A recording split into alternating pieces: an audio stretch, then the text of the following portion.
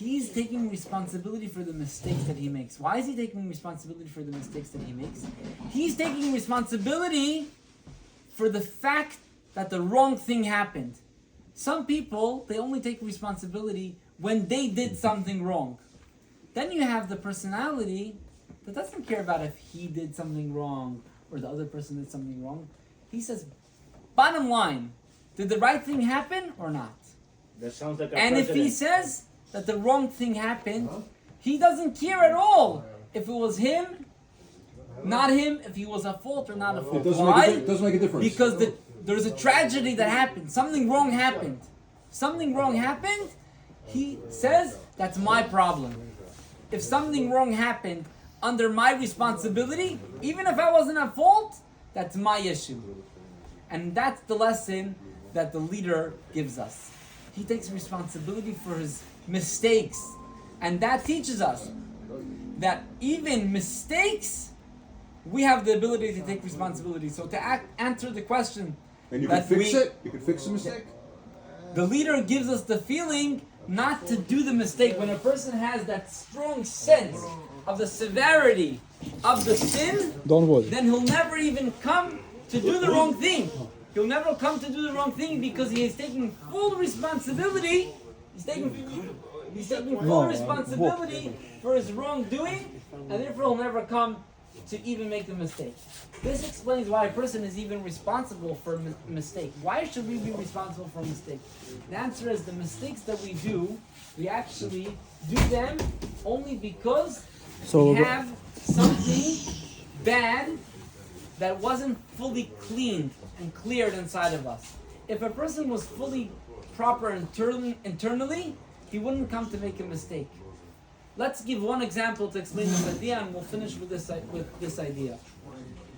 When you have a relationship of two people, a husband and a wife, a father and a child, sometimes the spouse or the father or the child makes a mistake and they forget to buy a birthday gift. What is the feeling of the spouse when the other spouse forgot to buy the birthday gift? They forgot. It was a busy day. He was busy paying rent. He was busy paying. I can tell you exactly what's going to happen. It depends. If it's a woman, she's going to forgive, Let him but finish. she won't forget. And she'll bring it up. Okay, let him finish. One second. Okay, beautiful. This is exactly this idea that we want to talk about. Hitting the source point. Why would the spouse have a hard time forgiving for this problem? Seemingly it was an absolute mistake. It was an absolute mistake. Why did they have such a hard time to forgive? And the answer is, if you really, really thought about your partner, the other person in the relationship, a father and a son, then you wouldn't forget. Why did you forget? It's true. You forgot because you forgot. It wasn't your fault. But why did you forget? Because you weren't fully connected. If you were fully connected and fully in touch with the other person, then you wouldn't forget. And that's why we are responsible to correct even our wrongdoings that are done by mistake. Why? Because that's an indication we're not fully clean. And that's the message that we have from the leader. The leader doesn't just fix his mistakes. He takes responsibility and he feels and he cares for the severity of the sin. And because he's so aware of the severity of the wrongdoing, that's why he teaches the people that they shouldn't even make a sin by mistake. They realize how severe it is, and this way when they have that true realization of not keeping Shabbos, it's not about I'm not allowed to do it. It's going to ruin my connection to God. It's like I'm not going to buy that birthday gift for the other person in my relationship. It's not about getting punished for the fact that I did something wrong. It's about my connection is rotten. When we have that attitude, It's lacking. It's missing. when we have that attitude to our wrongdoing, that it's not a wrongdoing, it's not about a wrongdoing, it's about the fact that we're not fully in touch with God, then we're not going to do something wrong and then fix it. To begin with, we won't come to a point that we'll do something wrong.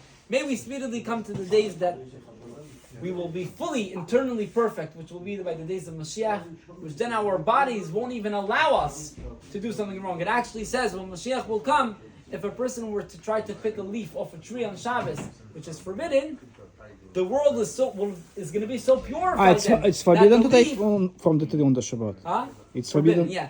The world will be so penetrated with God's presence that the tree will call out, "Hey, that's forbidden."